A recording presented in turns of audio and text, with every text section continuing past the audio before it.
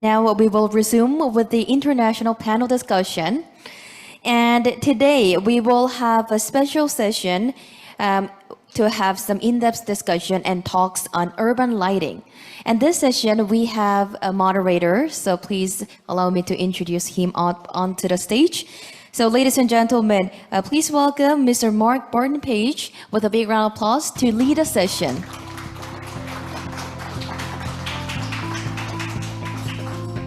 Please, you may have the floor. Great. Okay. Thank you very much. I would like to invite all the speakers to come on stage with me now. And please.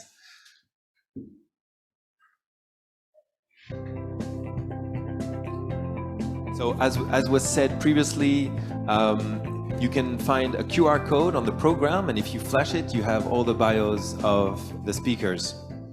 Again, I just want to say a big thank you to all of you for being here today. And we started with, some questions again. And I think, lighting has been in cities for centuries, basically. And there's been along the way, I think very early on, a focus on safety, focus on beauty, and in recent years, I would say, a focus on sustainability, perhaps other things. And yeah, today I think in the context there's a lot of things that are changing, and we consider them perhaps as game changers, really important things that are moving. And what we wanted to do in this whole session and conference is to ask ourselves, what is the impact and what is the link between what's happening in the field of urban development and light? So what are the links between, light and other policies like planning, urban planning? We talked about this earlier, design and architecture, what is the link? But also other things like mobility, safety, energy transition, of course, green spaces, I would add, regeneration of spaces, health. That's coming. It's come also very strongly. Culture, these intersections we were talking about also. And during this 20th anniversary AGM in Busan, we wanted to bring together experts and cities really to share insights, because that's what we do at Lucy, and continue this exploration of the future of urban lighting. And this roundtable really gathers city representatives to share perspectives and to think along with us. So you will have an active role, I hope, from the audience. Those questions, and especially our question was, and I've seen it in a number of slides and a number of presentations already. The question that really comes here is harmony.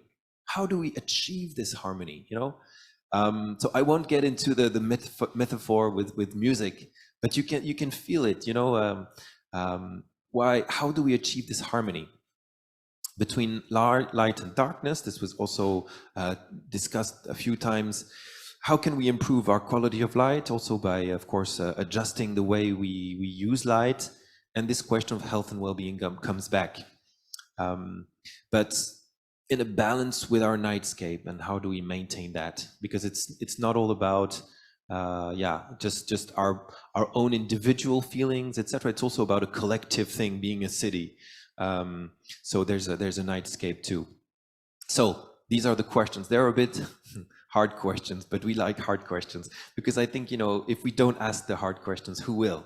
And this is why we're here together to think together. So first, before I pass you the floor, you are here in person. First, before I want to do this, we have two deputy mayors who agreed to contribute to this session, even while not being here. So I want to introduce to you Mr. Jean-Baptiste de Scorraille. He is the deputy mayor of the city of Toulouse. And For some of you, I don't think a lot here in this room, but for some of you, you might remember that Lucy Network gathered in Toulouse in 2018. Yeah, some of you do remember. In 2018, Toulouse is a city in the south of France, quite a big technological hub, because this is where they build a lot of airplanes, at least, and a lot of other things. And there was a lot of discussion in Toulouse about smart lighting. It was basically the main thing. And especially they had started an experimentation about some smart lighting kit, I would say, that was relying on presence detection, form detection, as a really technical tool to achieve efficiency, but also safety and to be able to have the light wherever they wanted. So you will see now with this video, it's short, so focus. You will see how this vision has evolved a little bit, but it's also in French, so the subtitles, you need to read the subtitles in English. But please, if you can play the video now of the Deputy Mayor of Toulouse. And if you can turn the light down while we play the video, it would be great. Thank you very much. Bonjour, Jean-Baptiste de Scorraille, adjoint au maire de Toulouse, chargé de l'éclairage public. Je suis très heureux d'être avec vous aujourd'hui, mais malheureux de ne pas être là physiquement, car mon emploi du temps me le permettait pas.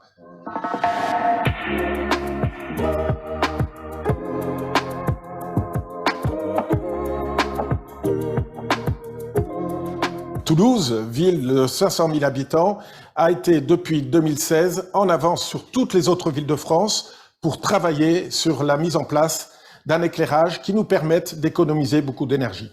Nous sommes en train de transformer notre ville en mettant des LED sur l'ensemble des éclairages, l'ensemble des services, afin qu'il y ait une diminution significative des dépenses énergétiques. Cette diminution est dans l'ordre de 50% et nous allons continuer sur la ville à mettre en place les 70 000 candélabres avec des lampes LED tout au long de notre mandat jusque dans les années 2026. Il faut qu'en 2026, avec la crise actuelle de l'énergie, notre ville soit complètement équipée de ce système LED.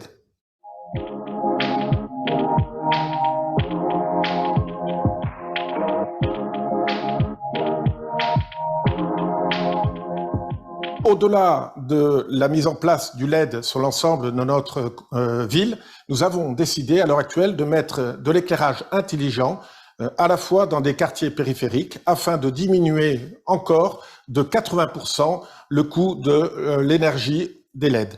Ce système est un système très simple qui nous permet de faire descendre dans certaines rues l'éclairage à moins de 10% quand il n'y a personne et la faire remonter à 100% lorsque nous avons des piétons et des passants qui passent dans ces rues-là.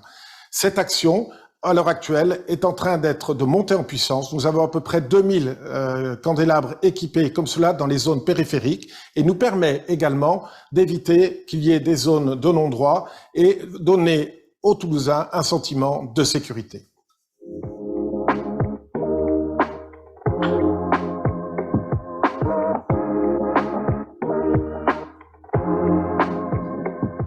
Toulouse, ville très dynamique et très technologique, a besoin effectivement de développer sa Smart City. Et le service éclairage va mettre à disposition l'ensemble de ces 70 000 candélabres pour que, effectivement, des services comme la vidéoprotection, des services comme la technologie des parkings puissent utiliser nos candélabres et notre énergie qui n'est pas utilisée dans la journée.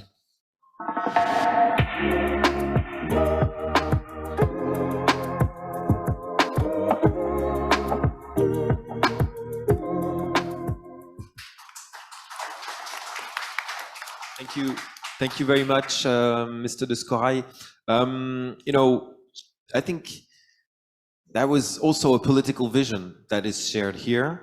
The Lucy representative of the city of Toulouse, Joël Lavergne, is also present online in the meeting. So I'm saying hello to him right now. I know he's here. If we have questions for him, for Toulouse, he can also try to answer via the online. But I think, you know, they are seeing this acceleration of the smart lighting technology very positively in Toulouse. And it's the same I've heard in many cities. because of this energy crisis context, etc. It really relates to what I've heard in other cities. Okay, so that's a point of context. Thank you very much. And now I will try to, we want to turn to the city of Leipzig for another video message from Mr. Dienberg, the deputy mayor in charge of city development and construction in Leipzig. So if we can have the video of Mr. Dienberg, and then we can talk about it just a little bit, but thank you very much. Here we go. Dear Lucy members, dear ladies and gentlemen, as a digital participant in the discussion panel here in Busan, I would like to take you on a short journey through the history of urban lighting in our city. I hope this will give you some input from Leipzig's perspective on the issues we are facing for the future. In 1701, August the Strong, Elector of Saxony, recommended to the Leipzig City Council that they should install lanterns and light them at night. And so, at the request of an electoral prince, the history of Leipzig's urban lighting began with 700 lanterns that burned linseed oil. For the first time in Leipzig's history, people could see the city by night in the warm glow of the flames. The oil lanterns were followed by gas lamps and then by electric lights, as was the case in most cities across the world. Since the introduction of electric lights, these have been constantly evolving in keeping with technology and streetlight colors. This meant the city of Leipzig was a yellow-orange color at night due to the high-pressure sodium vapor lamps that were mainly used especially during the 40 years of the GDR.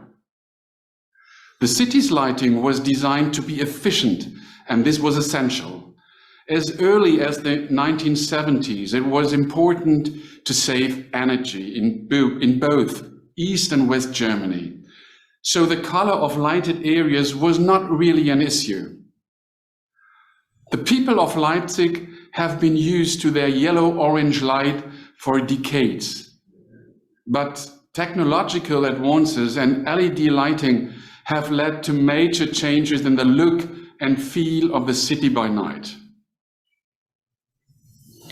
People are affected by the cooler, warm white light provided by LED technology. They feel it is too bright and it's too cold.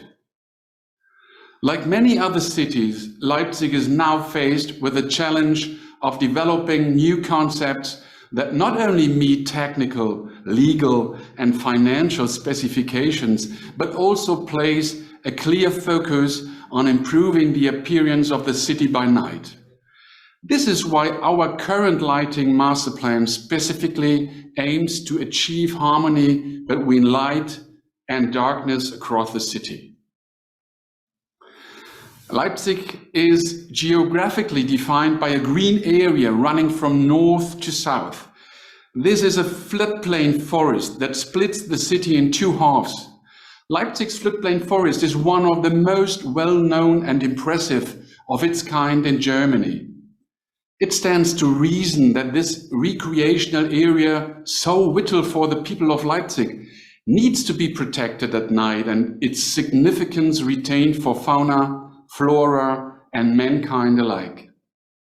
In the lighting master plan, we have defined so-called light-sensitive areas across the entire city to protect natural habitats. And these are areas and zones that currently and in the future will remain without lighting. Another aim of the city lighting master plan is to use warm white light with a color temperature of around 3000 Kelvin. Our residents, in other words, will have to do more than get used to the new color of the light. They will also have to accept a new technology that provides a clearly defined lighted area and acknowledge that some areas of the city will remain dark. When creating its nighttime appearance, the city of Leipzig aims to use the right light at the right time in the right place. This then needs to be customized to fit the urban landscape and architectural features of our city, whose many cultural monuments, 80% of which were built during the Gründerzeit in the late 19th century, make it Germany's architectural heritage capital.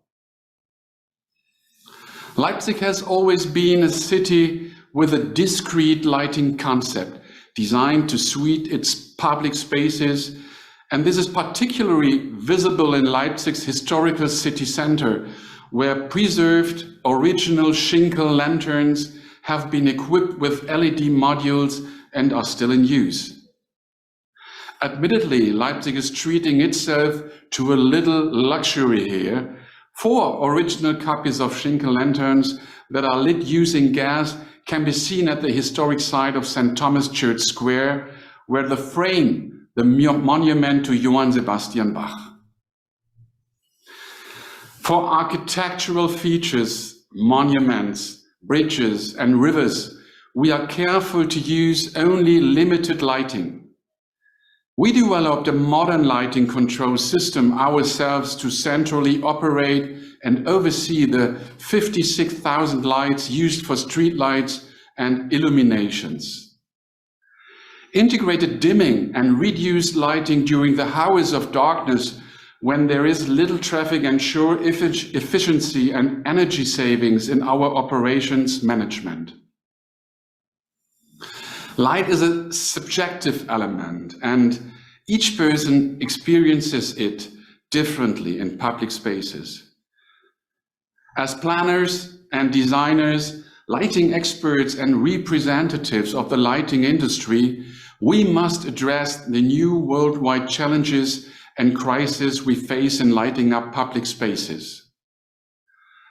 How significant will light in public spaces be in future when we take the current political situation worldwide, the energy crisis and climate change into consideration? Is it enough if everyone worldwide changes to LED lighting and continues to develop intelligent lighting control systems? Or do we need completely new ideas on how to create sustainable lighting in public spaces? And if so, what are they? Which lighting colors are best? How will we evaluate lighting criteria in future? And how much light can we still afford? Whatever questions we need to answer, there is one principle that will always be a priority. Our focus must be on people and their livelihoods. People must be involved and informed. After all, artificial light affects all our lives. It turns night into day, independently of the sun rising and setting. I would like to wish you all an interesting discussion and send you my warmest regards from Leipzig. Thank you so much.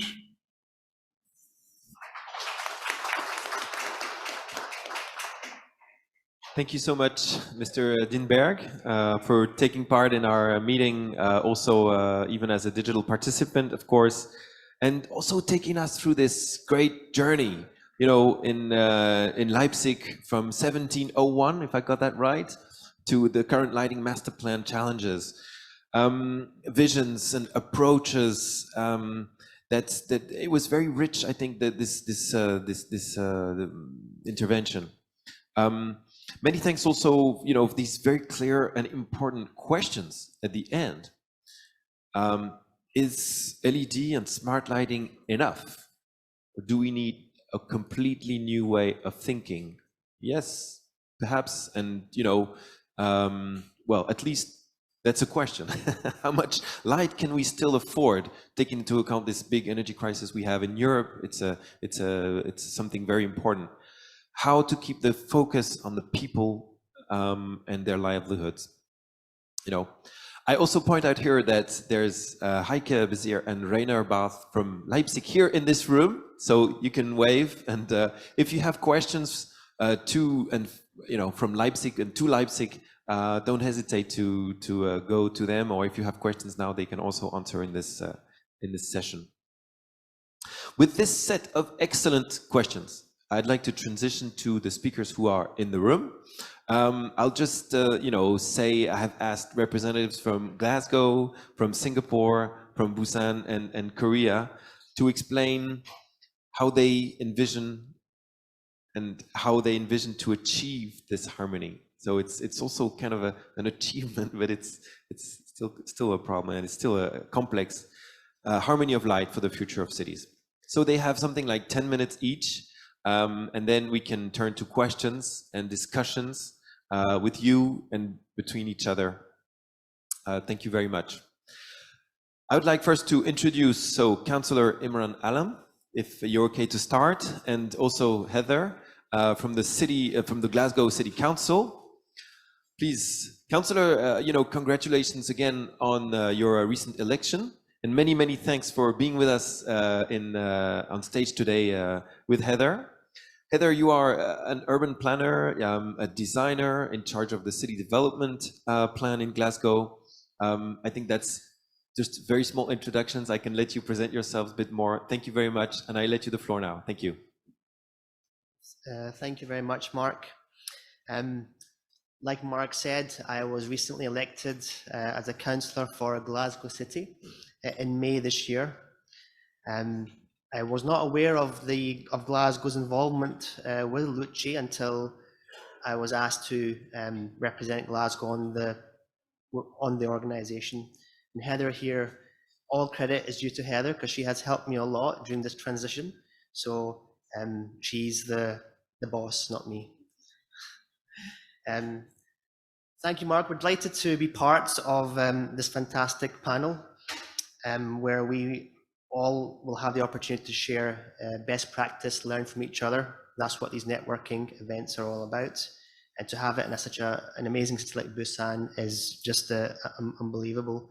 So thank you also a big thank you to Busan for hosting this event and for being so hospitable to myself, Heather, and everyone that's come along.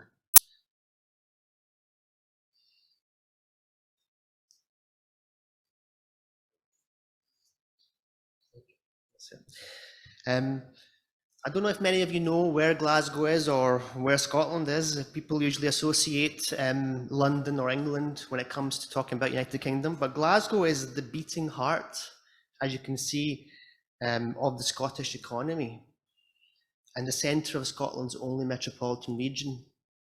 So over the last few years, a lot of development has occurred in the city, and lighting has been the focal point of this. As you can see, the transition from day to night, how the waterfront especially and all the buildings surrounding it light up.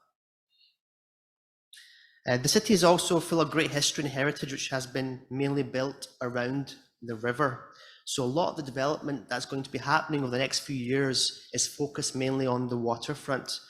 So in some aspects, Glasgow is very similar to places like Busan, Lyon, which, well, Glasgow once had a thriving shipbuilding industry, unfortunately not so much now, but places like Busan and Lyon continue to excel in that area.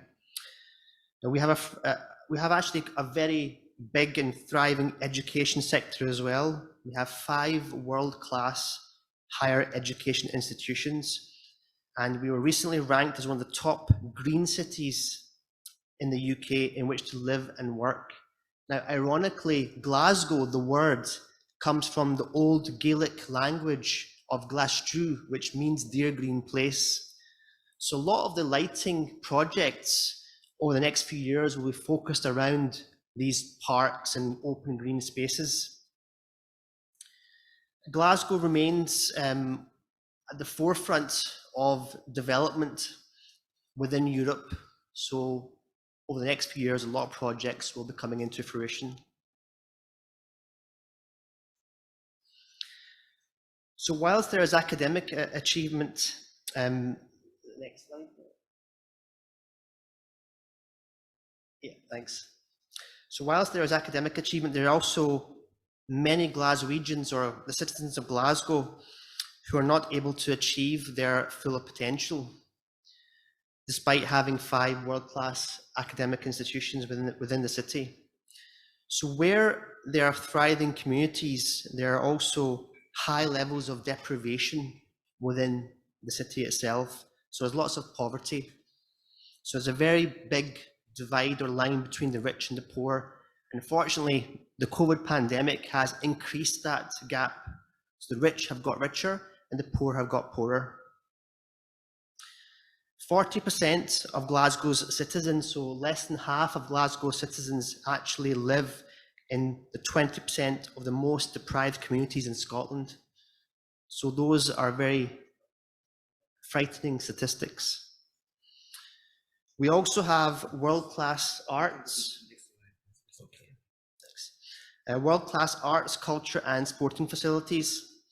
Unfortunately, we were unsuccessful in our bid to host next year's Eurovision Song Contest, which went to Liverpool, unfortunately.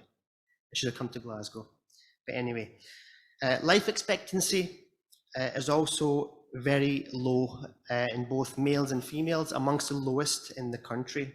So, in a city of many different contrasts, our focus for city planning and design strongly centres on 3 aspects: repair, reconnect, and reimagine our place or our city. And light is forming a big part of this regeneration approach.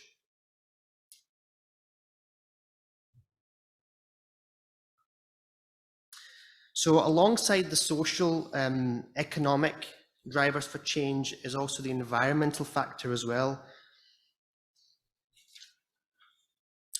Most recently, Glasgow was host to the COP26 last year, November last year, which was the world's largest summit on global action for climate change. And it also underpinned Glasgow's ambitions to achieve net zero carbon by the year 2030. Now, this theme will come up again and again, especially at this conference, because yes, we are going through an energy crisis, and yes, we are trying to reduce carbon emissions as well. But where do we draw that line? So the current city development plan that the City Council has devised is centred around delivering a compact city, okay, which supports sustainable development. So this will ensure that the City of Glasgow is well positioned to meet any future challenges, whether that's climate change or transport changes, etc. So the key is to deliver these challenges and also deliver resilient, livable places, okay, which help contribute to the quality of life of the people of Glasgow. And like many of the cities, the pandemic has left an impact on the city as well. We have also seen several positives amongst all this negativity, such as the increase in the use of local town centres as well as neighbourhood parks. So this in turn has led to renewed appetite from both the communities and the officials to support this concept of local livability throughout the city. And again, light is at the focal point of this project. So as we respond to this climate and ecological emergency and thrive to have a city where everyone can live well, the interplay or the symbiosis or the harmony or balance, whatever you want to call it, between light and dark in our places and strategies becomes a vital component.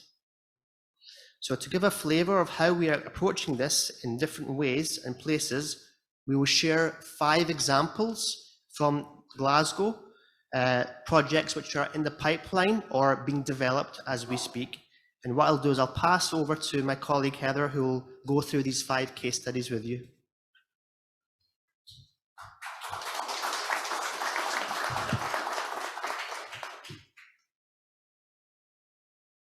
Oops. Oh, wait. Is it not going? Oh, perfect. Yeah, perfect. Yeah, that's perfect. I'm not alone in having issues with the clicker. Yeah, so as Councillor Alam said, we're going to take you through 5 examples. We've totally run out of time, so I'll just whiz through this. But really it tells a story about how we're trying to achieve that compact city form and more livable neighbourhoods in a whole host of different ways. So first example is Sighthill. It's one of the largest regeneration projects in Scotland. It's creating 850 new homes, a new community of mixed use, a mixed type of families that are moving into Sighthill. The master plan's been led by the City Council in partnership with the Scottish Government and Glasgow Housing Association. And really it's trying to, as I said, create that sustainable mixed use community with the school at the heart of its development. And here you can see that actually the nightscape is a big part, or the after sundown scape, because on a winter month at 3 o'clock it can be very dark, is forming a really key part of our master plan. So you can see here how different spaces like the children's play area or the nature spaces are being kind of lit up as features. So it's creating that kind of mixed use community. The next example is that waterfront development, how we're approaching it differently. So Tradeston is a neighbourhood that's just south of the city centre. It's a former industrial area, and over the last 10 plus years we've been looking to try and regenerate it. In 2009 we built a new bridge, the Tradeston Bridge, as you can see here, named the Squinty Bridge, or Squiggly Bridge actually, as Glasgow likes to rename our bridges. It took 10 years for us to get private investment into this area to regenerate it, but in 2021, last year, Barclays Bank opened their new European headquarters. That's brought 5,000 new jobs to this area. So crossing over the River Clyde, we thought that we needed to look at the lighting and look at a refresh to the lighting. So we did that, and we did that in the backdrop of the driver of being COP26, of launching the lighting. So a new deck was put in, new lighting was put in to really kind of refresh it. But it sits also linked to a River Clyde 2050 strategy, where we're really trying to kind of get more people living, working in the city centre.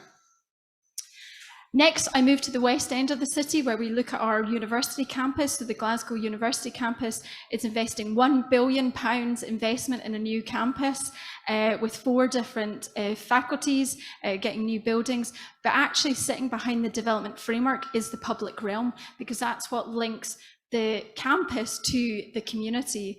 And they've used here, you can see that the lighting's been an integral part of that landscape design, where they've considered a lot of the borrowed light that they would get from the new faculty buildings and built it in to be that connection between research, studying and the community. So St Mungo Square is a new car-free public realm, really inviting, and it kind of creates a real warmth within this area. Next up, I move to the north of the city, and this is really an example of saying it's not just the City Council who are thinking about how do we harmonise between light and dark. The Canal Cooperative is a group of individuals, businesses, community groups in the north of the city, based around the canal corridor, who are interested in the future. They're using creative lighting as part of engaging with the community. So here's a vacant site, which the city has a lot of vacant and derelict sites, and the community here are looking to see how they can regenerate it using light. So they run workshops with schools and the community to think about how they can create a playful space. That's still in development, but it's just an example to show it. It's actually, we're working in partnership with local creative agencies. And then I moved to the parks, our green spaces. As part of the kind of driver of COP26, what came out of it was the community demanding more use of our public spaces, our open spaces during night. And so Radio Clyde ran a campaign that asked for the City Council to look at, can we light our main routes within our parks? So in December last year, the full City Council approved a motion to consider exploring how do we light our parks, and do it in a very sensitive way, recognizing that we also have ecological crisis, and we've declared ecological crisis and climate crisis. So we're working in partnership with Green Say Scotland. They're an environmental charity who do a lot of engagement to try and work out what is the right balance of light and dark. And we've got 3 pilot projects in the northeast, the south, and the west of the city to really explore that. And I think already I've got really good examples and ideas from the presentations earlier today that I can bring back into that project. But again, because this is looking at how do we root this around our planning strategies and our plans. The open space strategy has 15 different functions our green spaces need to do. So again, we have to do that in harmony with that one. That's still in development. Perhaps we'll maybe take it back to a future Lucci event to present on how we've got on with that one. So I'll end because I'm getting Mark's eyes glaring at me here. Just really to kind of summarize, when we're thinking about balancing of light and dark, it's really trying to think about that bigger picture that we are a city of contrast. We have to think about how do we repair, reimagine, and reconnect our spaces. And I think already we're demonstrating that light forms a really powerful tool for us to do that. We have to embed light into our plans because otherwise we can't think about that whole place approach, or how do we deliver livability. So that's really important. And again, I think probably everyone in the room will hopefully agree, when we design, we have to do that with lived experience. We have to do that in partnership with lots of different people and different sectors.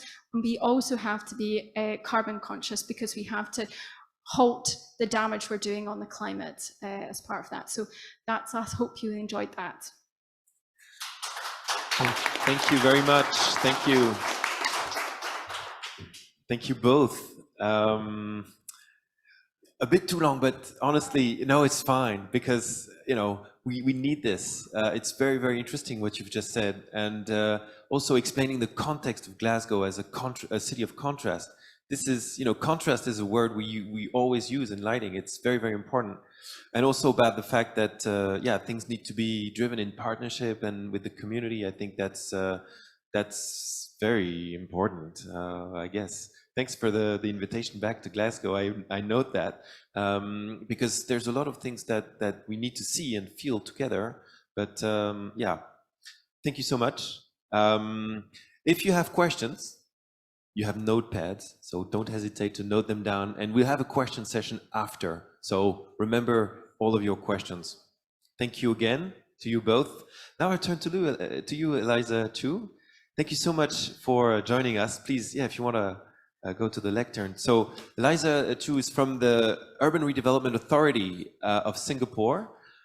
It's fantastic to have you. Same, you know, if you can start perhaps presenting yourself, and it would be splendid, you know, and we look really forward to hearing from Singapore. Thank you so much. Oh, thank you, Mark. Thanks, everyone. I'm Eliza from Singapore. I train as an architect, and I head up a team of architects to oversee the planning and urban design of the eastern part of the central area in Singapore. So places like Marina Bay, the Central Business District, are just one of the areas that we help to safeguard. So thank you very much, Lucy, for inviting me to come and share about Singapore's experience. And when you asked me to talk about the role of lighting in Singapore's future plan, I thought I better start with sharing let's see how to do this. Do I click on this? The green arrow. Yeah. Okay. Is this working? Oh, okay. Okay. Yeah. I see. Okay. Yeah, I thought I'd just start by sharing on our long-term plan review, which we just concluded earlier this year. If you don't know Singapore, we are an island state, which means we do need to take care of our future land needs. We do need to take care of the needs like defense, ports, water reservoir, all within 720 square kilometers. Not a very big country. I think Busan, it's about 770 square kilometers. We have about 5.6 million people. Busan has 3.4 million. So we do need to balance our land needs quite judiciously and need to make sure that we have enough land to set aside for future generations. So this is just an infographic just summarizing the aspiration of our stakeholders at the end of our long-term plan review. It's very cluttered, but basically it does helps to flesh out some of the aspirations, such as living well, working anywhere and everywhere, having a healthy, happy, playful city, active mobility, well-connected. We are also looking forward to being a city where we cherish our past. We're also good stewards of our green and blue assets, and also all with a good sustainability strategy. So some of these themes do translate into our city center, and that's where Marina Bay and the Singapore Central Business District is. As you all know, the mono office CBD is no longer, the CBD of the future. You're looking at the CBD of the future, looking at one that is mixed use, one that is categorized by good provision of public spaces, active mobility, and all underpinned, right, by carbon neutrality. So this is what we are trying to move towards, the CBD that is lively, that is vibrant, CBD that attract families. So we are beginning to see a lot of redevelopment in Singapore, developments that have not only offices, but also service apartments and residences. And some of the office components are also starting to look very different. No longer your typical office environment. I think developments are trying to redefine the future of work. So you see a lot of greater provision of green spaces, public spaces integrated within the development. Even in Tanjong Pagar, which is the older part of our Central Business District, you see the juxtaposition of the shop houses next to the modern skyscrapers. You see, really a city that's starting again to reimagine what the future of live, work, and play is like.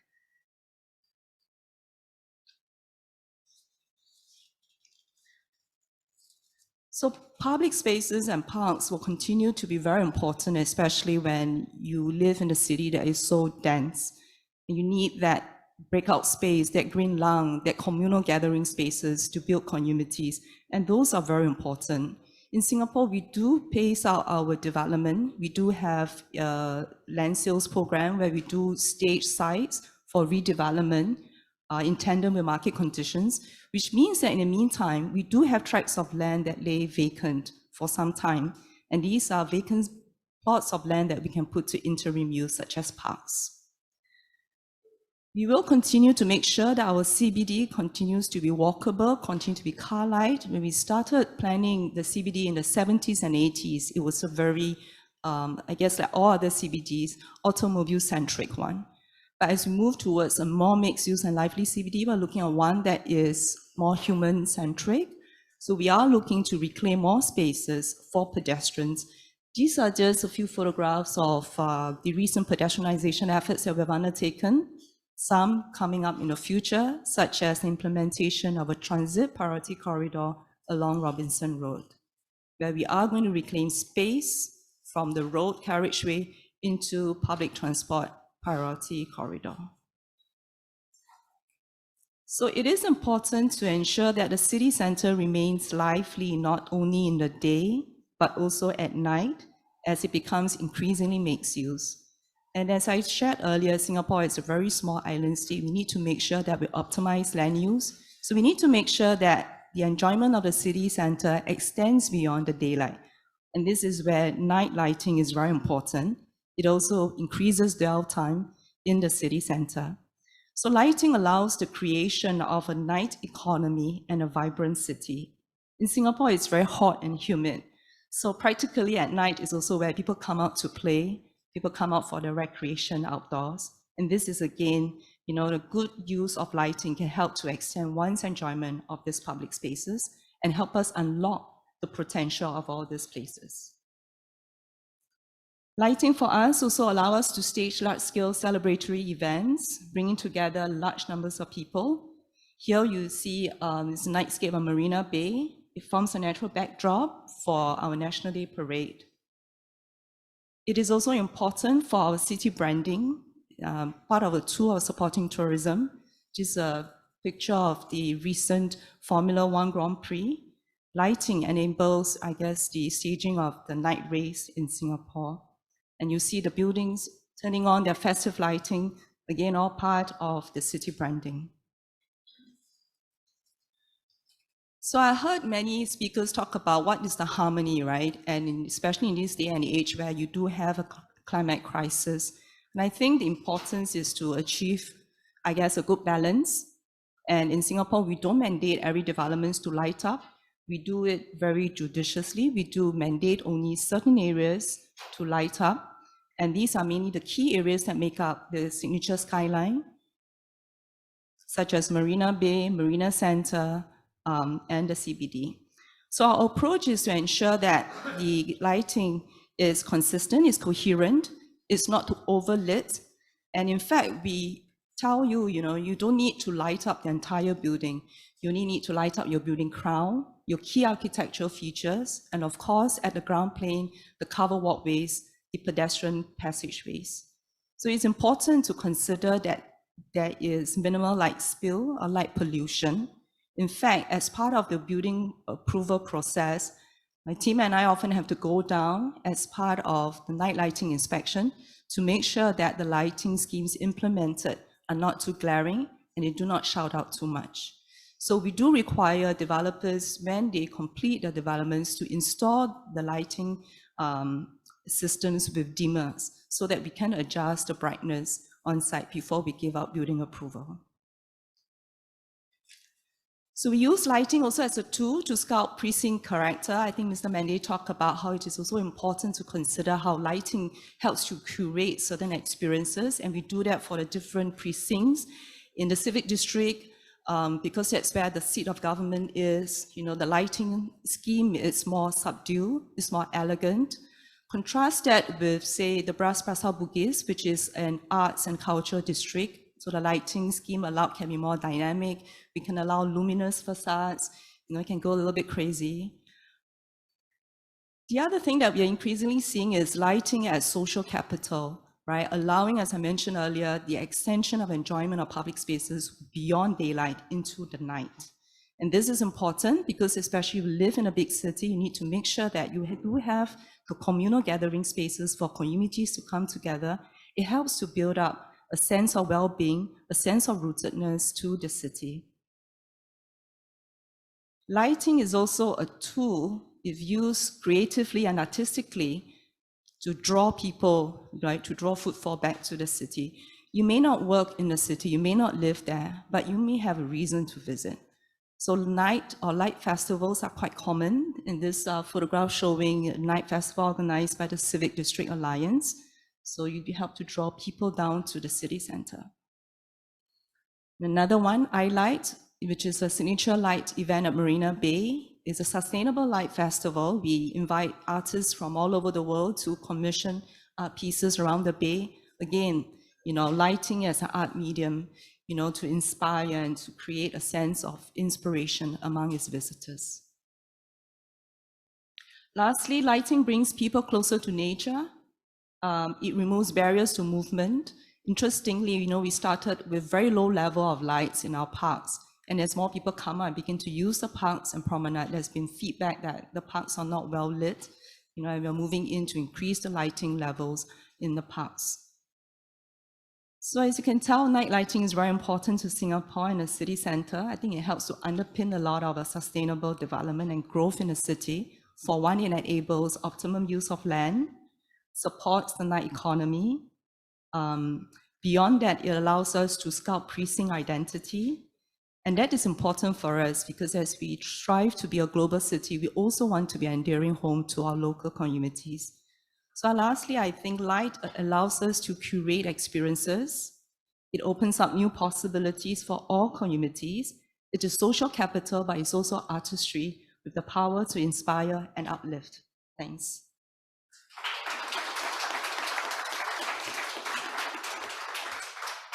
Many thanks, Eliza. It's fantastic to see this journey through, a part at least of Singapore. So thank you for that. And also to see the lighting approaches. And I don't know if Jessica from the Lucy team is watching here. She likes to do some things in these kind of conversations. Is the light bingo of the different words that we really want to use in this panel discussion. We're not going to do this now, but you use a lot of the keywords that we really love here in Lucy and in the different talks. We see this. But you know, we went through this all the approaches that you just explained, and also for the future of Singapore. I think a lot of very interesting things. I won't ask you questions now, but save them for later, because I want to turn to our last, let's say, session and moment here. Thank you very much, Mr. Youngho Baik, to be with us today also. Yeah, okay.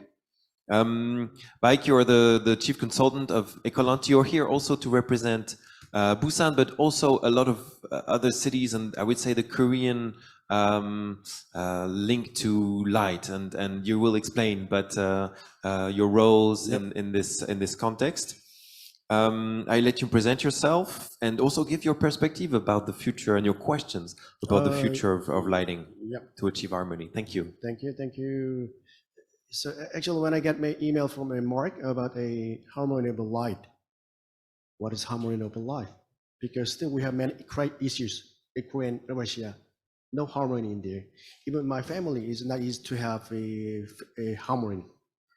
Light of harmony is very complicated question, but I got already answer from Toulouse and then Leipzig and then Glasgow, Singapore. They mention of the lighting, but I can find a culture. And among the culture, I can find that there are people, they're really focused on people. So I think they already have answer from the question from the Mark. Actually, 2 weeks ago, I was in Indonesia for smart street lighting consulting. Last week, I was in Vietnam. Same agenda for a smart street lighting consulting. Yesterday, I had very interesting meeting with the Korea Central Government Autonomous Vehicle R&D Planning Committee. They invite us as a committee member. So I questioned the lighting guy, why do you invite for autonomous vehicle? They said, a role of a urban lighting is very important as a data hub. So I'm officially starting from yesterday. And I'm going to fly to middle of November, Philippines, Clark City for smart city development as a consultant for ODA. But 20 years back and 30 years back when I started for lighting, I only talk about lighting itself. Nowadays we have very diversity agenda, smart city and the culture, people, human central lighting, and even autonomous vehicles. So it's very complicated. And then harmony of light is for a importance of this lighting benefits. Well, I just took my mobile phone photos because I don't bring a camera anymore. Light and darkness. This is a copy from Mark's email. The need for better harmony between light and darkness. And actually, the lighting is spring in the soul. This is downtown. So we have a middle facade in the daytime in spring. You know, in summer we have a rainy season. It's a nighttime. In the autumn, I like in the daylight. I don't. It's much better than a daylight than a nighttime. And the winter is very cold in Korea. So in the December to February. So lighting in need. Yeah, actually, this is when I'm back to my home after work. I use my mobile phone to capture these photos. There are 100,000 cars on the road. And then new lighting in the Seoul City, just near to the Gwanghwamun gate. And then I like this photo from my residence to capture the moon now for show lighting, because moon is very bright. So I really like that in night time instead of a street lighting. This is a Gangnam Street, the famous street in Korea. When they have media facade, they're testing, is it too much bright? And then from my residence, just like a thunder. So this is, we just call it a energy consumption. Sometimes we have a harsh lighting. Still, we have many happening in this country and the other country, and the same to many countries. So he mentioned that a lighting balance. What is balance in light? Yeah, light and dark or something. This is good balance or not? I don't know, because I just took a photo while I'm driving to somewhere. Oh, but this is part of Korea. light and balance, because they mentioned that the municipality of this city, this is light and balance, but I don't know this is light and balance or not. And this is a Ansan city near to Seoul. They have very good project. Yeah. So Miguel told us that this morning about this as a small lighting something, because they tried to have this one for energy savings. Actually, refer to the municipality of this Ansan city, they have 56% energy saving from LED cell. So they have a neighboring technology for this one, and then they have big data analysis. So the Korea technology is far advanced as far as I know, because they have already had up to the AI function. This is a lighting, sometimes lighting energy savings. So this is one of a very hot topic at this moment. But harmony in light. So actually, I still confused how to get harmony. So let me tender. So there's many technology inside. Of course, the other IT technology, communication technology is there. But how to make integrated one for harmony? So I just called that a Lime tender. This is a part, and this is still my question to how to make harmony for this a very nice buildings. I don't know the name of this one.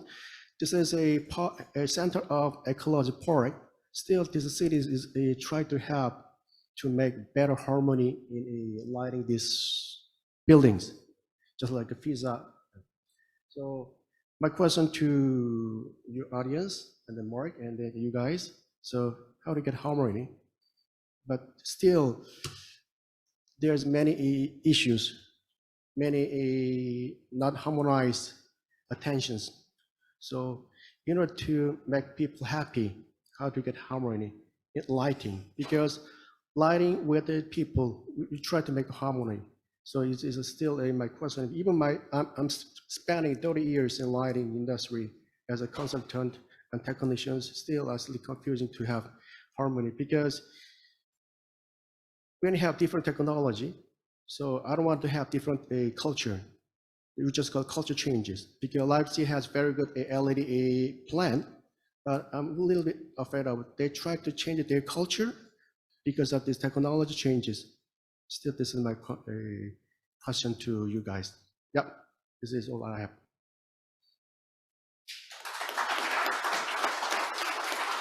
Yeah, thank you very much, Baik. Also a lot of interesting questions and new perspectives. So yeah, how to achieve harmony. I think it's been very interesting with all these perspectives from the different cities. It's you know, I think at this point we need to open the floor for discussion and a first round perhaps of comments also, if we have that from the audience. You've given us a lot of food for thought, and also in the videos as you mentioned. I think you're right in saying it's based in the culture, and there is some things around technology that we have to move on and think about. I don't know. So any questions? I would like to open immediately some questions. What do you think? Any questions for the speakers? Any comments for on this material, on these food for thought? Elisa. Thank you. Thank you. And first of all, thank you to all the speakers for inspiring talks. I have a very specific question for Glasgow, because I'm very interested in working also with community, and you are a great example of working with citizens and placemaking projects. How do you find these people to join the projects? I mean, the community, do you have a route? Or, I mean, I was mentioning this Beacon of Hope project in Jyväskylä, and I was trying to find volunteers, and I was asking Facebook groups, I was asking Tinder, whatever I could imagine. So, you know, how do you reach these right people and get them actually involved in your projects? Do you have any ideas to share with us? Yeah, hopefully. Yeah, you can hear me. Yeah, so I suppose I showed a couple of examples there that are different ways. So the one in the canal corridor, that's actually been driven by the Canal Cooperative, which has community groups as part of it. So they're able to call out to other communities. And they work with schools as well, going directly to schools, and then community open days. So that's been quite a organic and very bottom-up way that the project has kind of developed. And really we've been quite, the city councils, we've not been really involved in that activity. We were previously involved in the canal stuff, but really we see it's a success story that we can take a step back and leave it up to the community to lead the projects themselves. The one in the parks, I suppose, that's coming, I suppose, with a bit of pressure, the pressure on the city council to say, what are you doing around our parks? We want more use of our parks, and particularly around women's safety in parks and having more of a livable city and needing them at, after sundown. So that's why I suppose we've directly working with Green Space Scotland, who are able to be a bit of a mediator between a buffer between the community and the city council. There are Friends of Parks group, that's the first port of call. There are different types of groups around mobility. So the parks projects is quite targeted in terms of different characteristics of groups. But yeah, we've gone through Green Space Scotland, and they've been able to hook into then word of mouth, Facebook, Eventbrite, booking system to be able to do that. So different ways. But in the Sight Hill project, that was really difficult to engage with the community because it's a new neighbourhood. Who are the community moving into there? So that was quite a challenge. So it's just been working with the handful of community that are in the area and stakeholders, and generally trying to do it in a socially engaged and conscious way without necessarily having the direct people into that. Sorry, that was a bit of a long-winded question, but it's a good one. And obviously we've had lots of discussions about that, so important. Yeah, I think the community aspect was stressed out many times. Yeah, so it's one of the questions. We're also working in a working group in Lucy, and we hopefully have next year some publications and some good practices that we want to share with all the network. I was also talking to Jeronimo, I don't know if he's here, from Medellin about this exactly, because they have things that are ongoing and very interesting examples in Colombia about how to reach out and how to have the real good questions of the people. But also this digital divide, I think, is important. People are now more on social media, so how do you reach out? But this is not only a question for lighting, it's cities all over the place have this question, how to reach out and how to work with the citizens. It's not always easy. It has also limits, and so it's sometimes tricky, but yeah.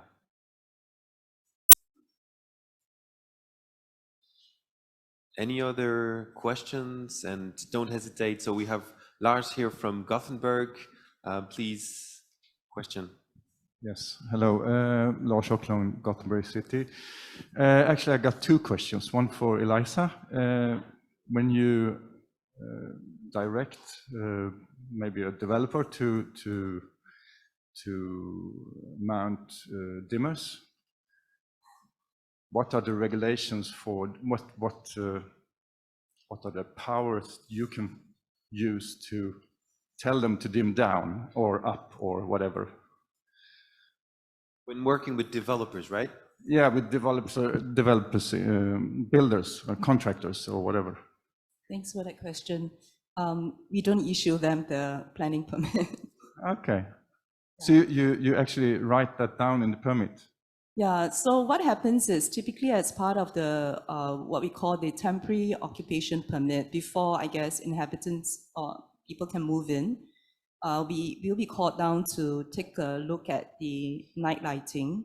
And so we find that it's too glaring. We will not give the approval. So they would have to make sure that the intensity of the light is such that it is in harmony with the neighboring developments. And we have had a few rounds with some of the developers, and finally in the end, they will have to calibrate the intensity to the desired levels. Thank you. And my second question, for Mr. Baik.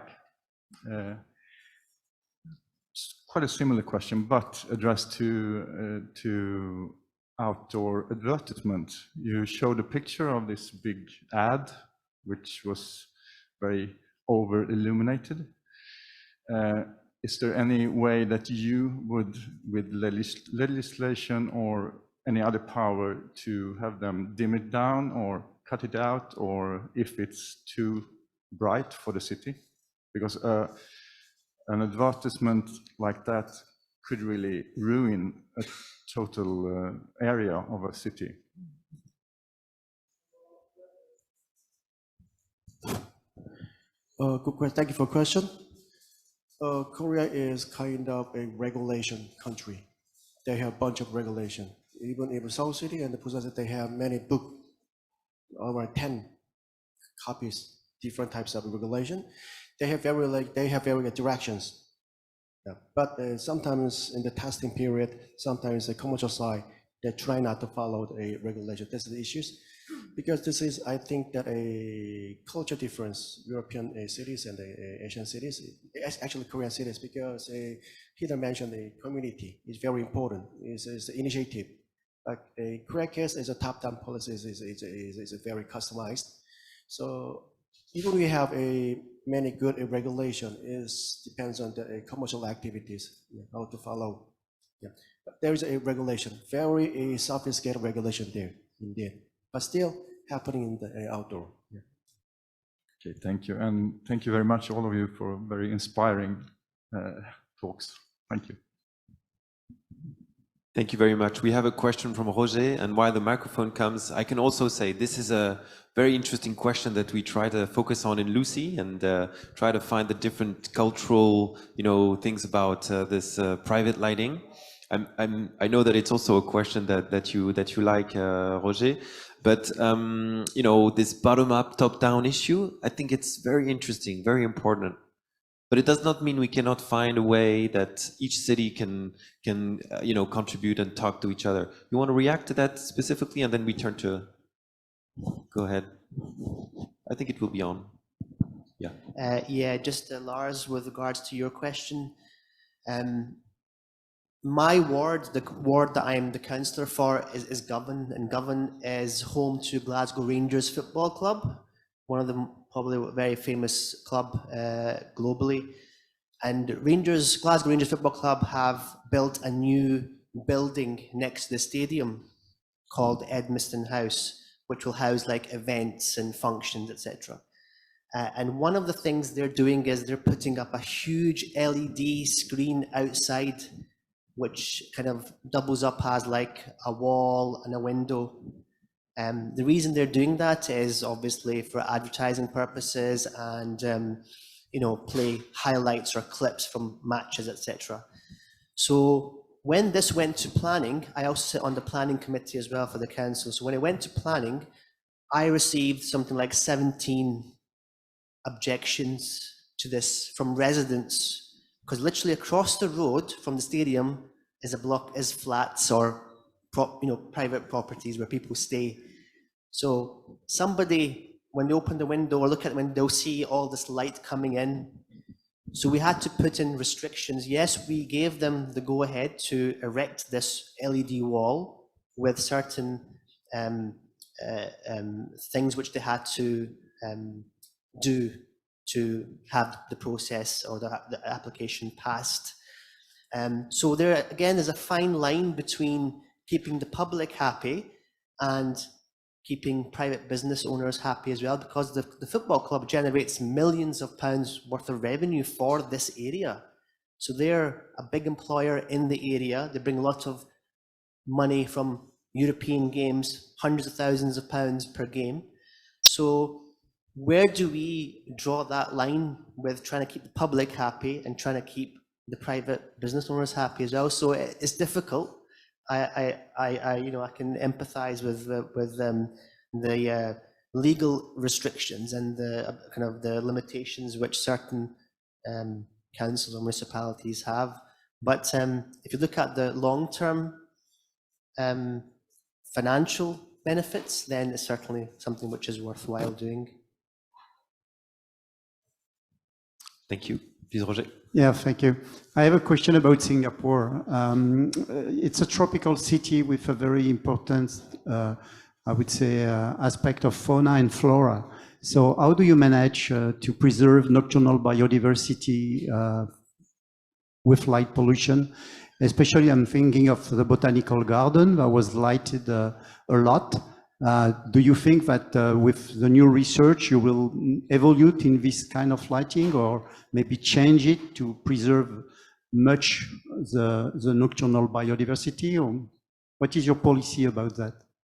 Thanks for the question. I think we adopt a very nuanced approach. So for the parks and especially for the botanical gardens, the lighting levels are usually a lot lower. It is usually in the city, in the urban areas where the lighting levels are slightly higher.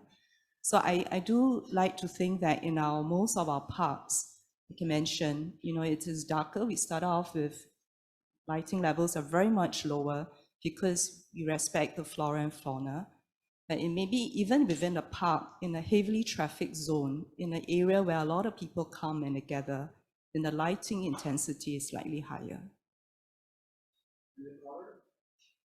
The colors, usually about warm white.